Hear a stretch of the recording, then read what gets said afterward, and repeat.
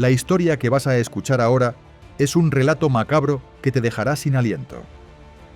Un hombre aparentemente atormentado por problemas mentales, pero que escondía una oscuridad mucho más profunda.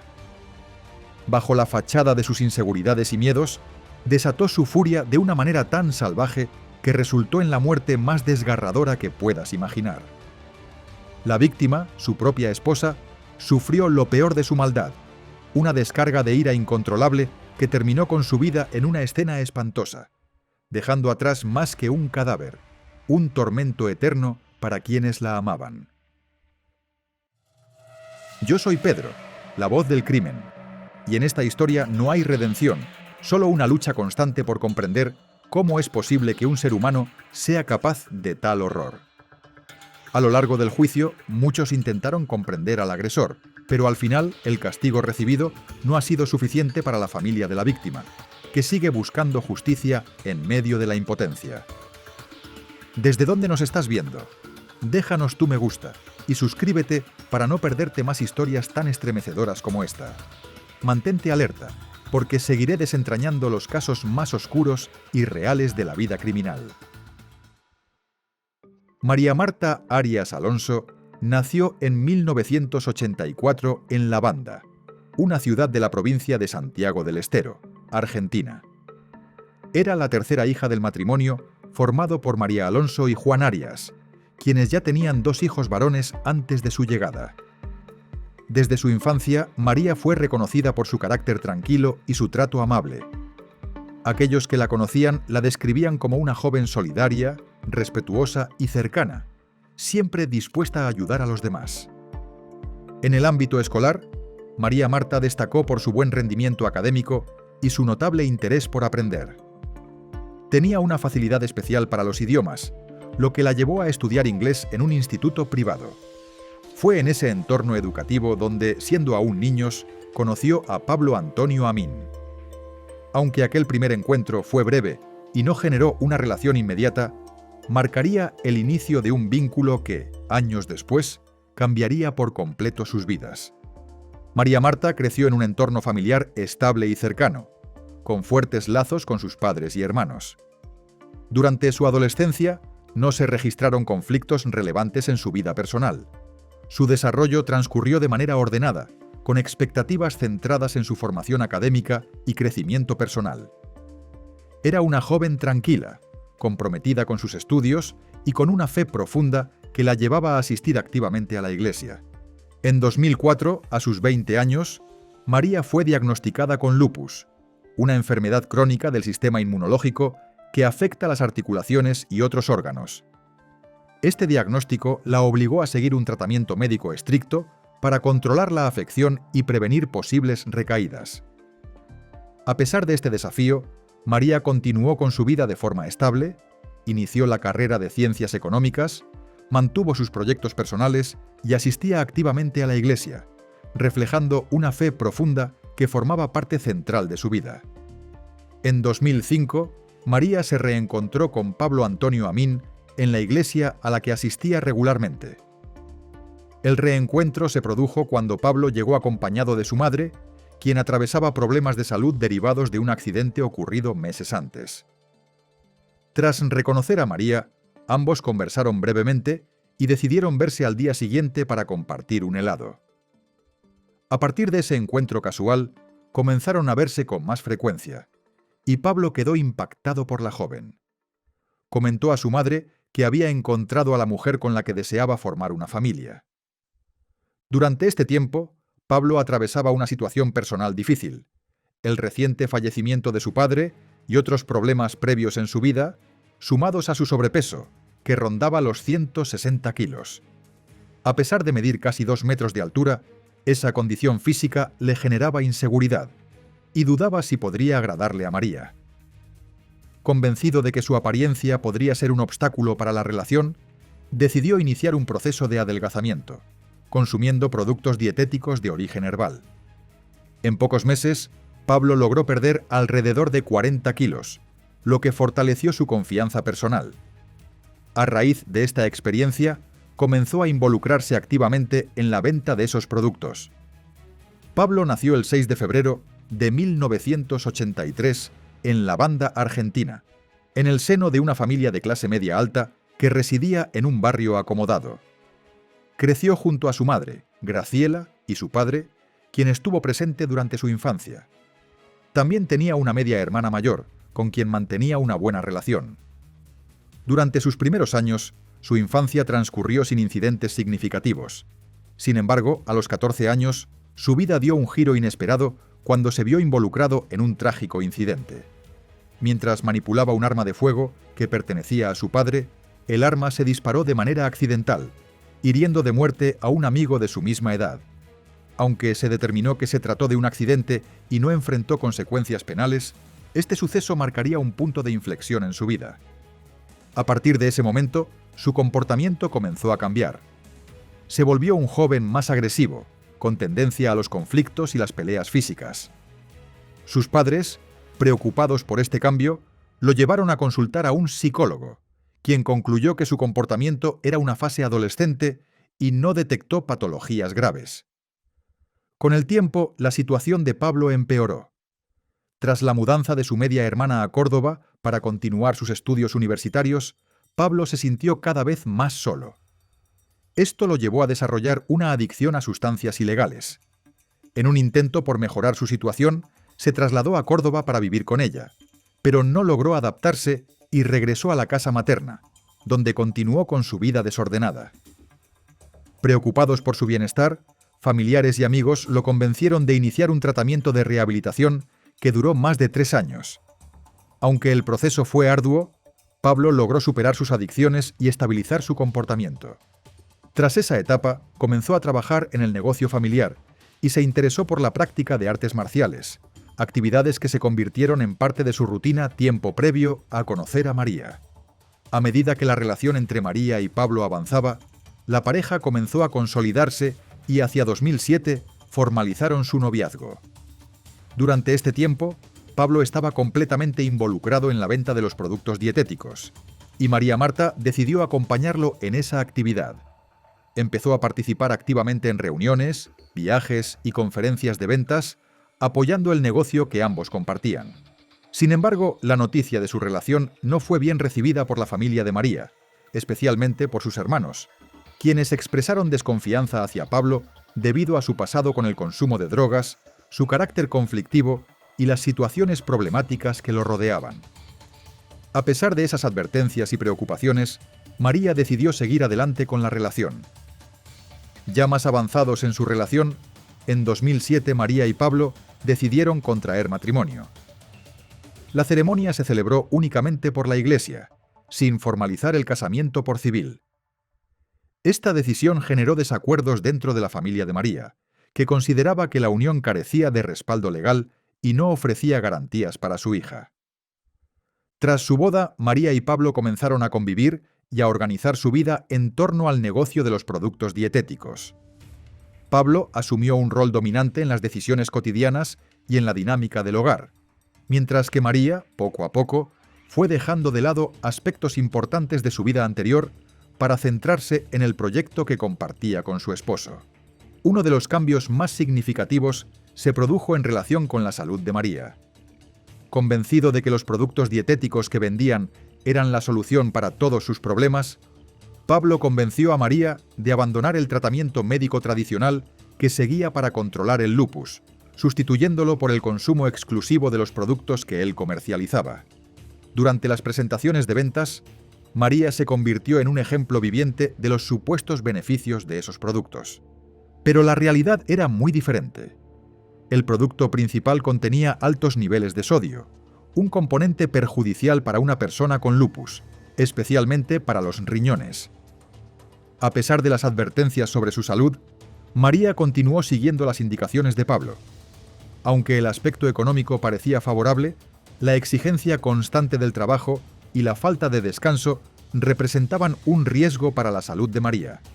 A pesar de ello, ella persistió en mantener ese ritmo de vida, convencida por Pablo de que los productos eran suficientes para mantenerla bien. Con el paso del tiempo, la vida de María se fue reduciendo cada vez más al ámbito del trabajo y a la compañía de Pablo. Su vida social prácticamente desapareció, y su mundo comenzó a girar exclusivamente en torno a él y a su negocio. Esta creciente dependencia emocional y cotidiana de Pablo marcó un cambio profundo en su vida, una que se volvió cada vez más aislada. A medida que avanzaba la relación, los conflictos entre la pareja comenzaron a intensificarse. Las tensiones crecían, principalmente por la competencia que se generaba entre ambos por las ventas y el reconocimiento dentro de la empresa de productos dietéticos. La situación se vio aún más afectada por la difusión de fotografías íntimas de María, tomadas en situaciones privadas, aunque nunca se esclareció quién había tomado esas fotos ni cómo habían llegado a circular. El hecho profundizó el desgaste de la relación y acentuó los conflictos entre ellos. A finales de octubre de 2007, la pareja se preparaba para viajar a Tucumán, donde asistirían a un congreso organizado por la empresa para la que trabajaban. Aunque el viaje comenzó sin incidentes, todo cambiaría una vez llegaron al hotel donde se realizaba el evento.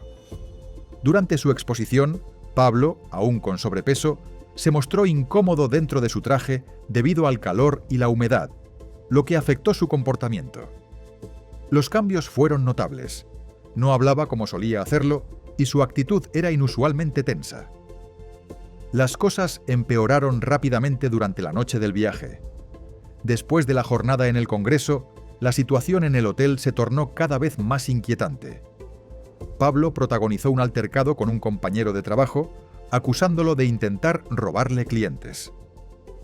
Afortunadamente, María intervino para evitar que la discusión llegara a mayores, pero ese episodio marcó el inicio de una serie de comportamientos erráticos que se intensificarían en las horas siguientes. Horas después, el ambiente del hotel cambió de manera abrupta. Pablo, completamente alterado, apareció desnudo en los pasillos del edificio, arrastrando el cuerpo sin vida de María por las escaleras. Intentó usar el ascensor, pero al no llegar a tiempo, siguió bajando por las escaleras, dejando un rastro de sangre a su paso. Al llegar a la planta baja, el recepcionista del hotel, horrorizado por la escena, trató de entender lo que estaba sucediendo. Sin embargo, la expresión descontrolada de Pablo y la violencia de la situación lo dejaron sin palabras. Inmediatamente, el recepcionista alertó a la policía. Cuando los agentes llegaron, encontraron a Pablo junto al cuerpo de María, visiblemente agitado. Tras reducirlo, aseguraron la escena y comenzaron las primeras investigaciones, mientras el personal médico constataba el fallecimiento de María. Según la confesión de Pablo, los eventos que ocurrieron antes del asesinato de María fueron los siguientes. Tras la discusión con su compañero de trabajo, Pablo comenzó a manifestar un comportamiento cada vez más errático. Aseguraba escuchar una voz femenina en su cabeza que le advertía que alguien quería matarlo. Convencido de estar en grave peligro, pasó las siguientes horas desplazándose por la ciudad, junto a María, subiendo y bajando de taxis y colectivos, en un intento de escapar de lo que él percibía como amenazas invisibles. El recorrido culminó frente a la catedral, donde Pablo irrumpió de manera abrupta en medio de una jornada de bautismos. Insistió en que lo bautizaran de inmediato, ignorando las quejas de quienes esperaban su turno. El sacerdote, sorprendido por su actitud, intentó hacerle esperar, pero Pablo insistió y pidió que alguien tomara una foto del momento. Antes de irse, bebió agua bendita. Mientras tanto, María, visiblemente incómoda y avergonzada por la escena, se alejó para buscar a sus amigos. Ya solo en la plaza frente a la catedral, Pablo pidió a un agente que lo arrestara, lo que llevó a su traslado a una comisaría. Allí continuó mostrando comportamientos extraños, hablando de manera incoherente y ofreciendo insistentemente los productos dietéticos que vendía, asegurando que gracias a ellos había perdido 40 kilos. Los policías, alarmados por su actitud, comenzaron a referirse a él como el loco Amin. Más tarde, un amigo de Pablo fue a buscarlo a la comisaría. Aunque Pablo insistió en quedarse detenido, las autoridades decidieron trasladarlo a un hospital para una evaluación médica. En el centro de salud, protagonizó un incidente al volcar un mueble con instrumental quirúrgico, lo que más tarde resultaría clave en la investigación. Se sospechó que en ese momento había sustraído un bisturí. A pesar de este comportamiento extraño, un médico determinó que no presentaba un cuadro grave y que solo necesitaba descanso. Al caer la noche, Pablo y María se dirigieron al hotel donde también se hospedaban unos amigos. A las 12:17 de la madrugada del 28 de octubre de 2007, ambos registraron su llegada en la recepción del establecimiento. Más tarde compartieron un momento en el bar con sus amigos. Durante la conversación, Pablo comentó que se sentía agotado debido a la falta de sueño en las últimas noches. Poco después se despidieron y subieron juntos a la habitación. Una vez en su habitación, según su relato, ambos se desvistieron y se recostaron en la cama. Fue entonces cuando, de manera repentina, Pablo atacó a María. La inmovilizó presionando su pecho con la rodilla y la estranguló con las manos hasta dejarla inconsciente. Después tomó un objeto cortante, presumiblemente sustraído del hospital, y le extrajo ambos ojos con extrema precisión, colocándolos sobre la cama. Luego continuó causándole múltiples cortes en distintas partes del cuerpo: la frente, las mejillas, las piernas, la zona íntima, los brazos y el pecho. Las fotografías tomadas por la policía criminalística reflejaban la extrema violencia del ataque. Los peritos realizaron el levantamiento del cuerpo desnudo y gravemente lesionado de María, que fue trasladado a la morgue para la realización de la autopsia correspondiente. La policía continuó con la investigación en el hotel, encontrando más de 30 rastros de sangre en el recorrido que Pablo había hecho tras el asesinato. Al ingresar nuevamente a la habitación donde ocurrió el ataque, los peritos se encontraron con una escena perturbadora. Sobre la cama, los ojos de María yacían colocados con precisión sobre la sábana blanca. A pesar de una búsqueda exhaustiva, el arma utilizada para los cortes en el rostro de la víctima nunca fue encontrada. No se halló en el baño, ni en el exterior del hotel, ni en las habitaciones contiguas, lo que dejó este elemento como uno de los grandes misterios del caso. La Fiscalía asumió la causa y ordenó que Pablo fuera trasladado a un hospital neuropsiquiátrico para evaluar su estado mental. Permaneció bajo custodia en una habitación con rejas, y durante su tiempo en el centro comenzó a circular una imagen impactante. Pablo, atado de pies y manos, profundamente dormido en una cama pequeña y en sus momentos lúcidos, leía la Biblia. La escena fue publicada por la prensa local, generando gran revuelo. Mientras tanto, avanzaba el proceso judicial. El informe forense confirmó la extrema violencia del ataque, lo que llevó a la Fiscalía a agravar la acusación. Además de homicidio, se sumó la figura de ensañamiento, dado la magnitud de las lesiones y la manera en que fueron infligidas. Un punto crucial del juicio fue determinar si Pablo era imputable, es decir, si comprendía la criminalidad de sus actos al momento de cometer el crimen. Yo quisiera que a mi hijo lo trate un médico, porque mi hijo no es un animal, es un ser humano, señor. Fue sometido a varias evaluaciones médicas y psiquiátricas mientras permanecía internado. Además, existían limitaciones legales propias de la época, ya que el vínculo de pareja no había sido formalizado por el civil, lo que impedía aplicar el agravante del vínculo. Tampoco estaba contemplada aún la figura de violencia de género en la legislación vigente. Lo que sí quedó claramente establecido fue el ensañamiento. Los médicos forenses determinaron que Pablo había extraído los ojos de María cuando ella todavía se encontraba con vida, un dato que resultó determinante para agravar la acusación en su contra. Finalmente, el juicio oral contra Pablo comenzó en 2009. Durante las audiencias, su comportamiento errático y provocador fue utilizado por su defensa para argumentar que estaba mentalmente incapacitado. Sin embargo, la mayoría de los peritos concluyeron que Pablo comprendía la criminalidad de sus actos y que su comportamiento era simulado. La Fiscalía presentó el asesinato como el resultado de un acto planificado y premeditado, motivado por los celos. Según esta versión, Pablo creía que María le era infiel, una sospecha que se intensificó tras la aparición de las fotografías íntimas de María. A pesar de los intentos de la defensa de presentar la versión de un ataque impulsivo y un estado mental alterado, los jueces coincidieron con la postura de la Fiscalía. Se determinó que el crimen había sido cometido con ensañamiento, y el tribunal declaró a Pablo Antonio Amín culpable de homicidio agravado por ensañamiento, condenándolo a prisión perpetua. Señor Pablo Antonio Amin, ¿qué edad tiene? 26. 26 años. Nace en 1983. Bien. 69 reales, de verdad. ¿En qué trabaja? Empresario, businessman, management. No lo entiendo. Dueño del Bayern Múnich. De No lo entiendo. Hable despacio y tranquilo. ¿Trabajaba en dónde? ¿En qué trabajaba? Pero vivo de esto. ¿De qué? ¿Pero de qué? De la prensa. ¿De la calle? Dueño de una empresa Herbalife, por eso me llamó. Bueno, eso sí lo entiendo. Con Randy Mahona, mi hermano, me dedicó a Pitesolo en el año 2006. Tras la sentencia, Pablo fue trasladado al penal bajo condiciones de máxima seguridad. Durante los primeros años, permaneció en un régimen de aislamiento estricto. Estaba encerrado en una celda las 24 horas del día, con solo 1 hora de recreo, y no tenía contacto con otros internos, ya que era el único detenido en ese sector. Este régimen de aislamiento total era parte de la estrategia para mantenerlo alejado de cualquier influencia externa y evitar posibles incidentes con otros reclusos. A pesar de las duras condiciones de su encarcelamiento, Pablo comenzó a adaptarse con el tiempo. Realizó actividades religiosas, aprendió a tocar el violín y fue considerado por las autoridades penitenciarias como un interno con una conducta relativamente estable.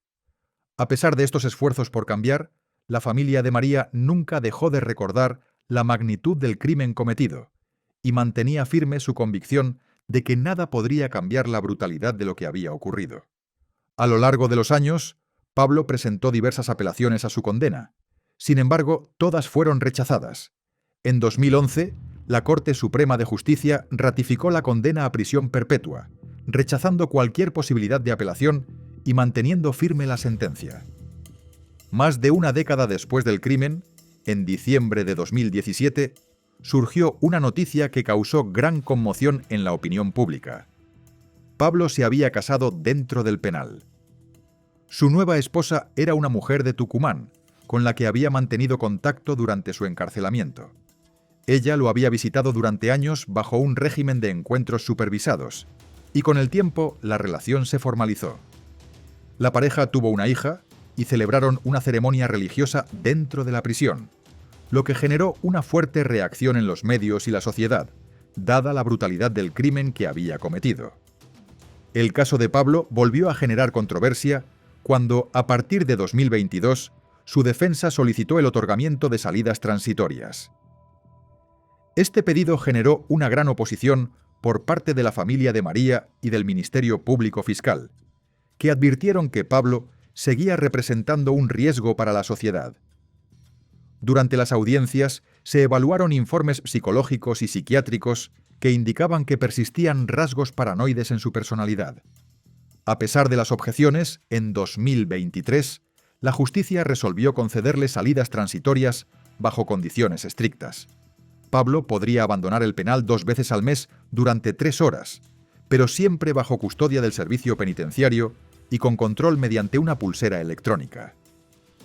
Esta decisión fue ratificada en una audiencia posterior, aunque la familia de María se opuso rotundamente, manifestando que el tiempo no había sanado la herida causada por la pérdida de su hija. Para la familia de María, el paso de los años no ha cambiado su dolor. La memoria de la víctima sigue siendo el foco del caso, y para ellos el crimen de Pablo nunca será olvidado, independientemente de su tiempo en prisión. Según la legislación vigente, Pablo podrá solicitar la libertad condicional a partir de 2042, aunque el rechazo de la familia y la comunidad sigue siendo fuerte. Lo que hemos visto en este caso no es solo una historia de un crimen brutal, sino un triste reflejo de cómo las inseguridades humanas, los celos y el control pueden destruir una vida, incluso cuando todo parece estar bien a los ojos de los demás. Pablo, que en su momento fue un hombre aparentemente con buenas intenciones, se transformó en alguien capaz de cometer una atrocidad impensable. La relación que comenzó como un reencuentro inocente terminó en una tragedia irreversible, marcada por la manipulación, el aislamiento y un amor que se volvió destructivo. ¿Hasta qué punto las personas pueden cambiar bajo la influencia del miedo y la paranoia? Este caso nos invita a reflexionar sobre las sombras que pueden ocultarse incluso en los entornos más cercanos y familiares. El sistema judicial, por su parte, tuvo que enfrentar una serie de dilemas complicados. La responsabilidad penal, la salud mental de un hombre que parecía haber perdido el control de sus propios pensamientos y, sobre todo, cómo lidiar con la brutalidad de un crimen que dejó una herida imborrable. A pesar de las evidentes señales de violencia y trastornos, la condena a prisión perpetua no borrará el sufrimiento de una familia que vio cómo su ser querido fue arrancado de su vida de la manera más cruel y desconcertante posible. Al final, el tiempo pasó y Pablo continuó su vida en prisión, apelando, casándose, adaptándose. Pero mientras él encuentra una nueva oportunidad dentro de las paredes del penal, la familia de María permanece con una herida abierta. Nadie puede devolverles lo que han perdido. Si este relato te impactó, suscríbete al canal, cuéntame desde qué país nos estás viendo y deja tu me gusta si quieres seguir escuchando más historias criminales de la vida real. Porque mientras existan preguntas sin respuesta, seguiré contando estas historias. Hasta el próximo caso.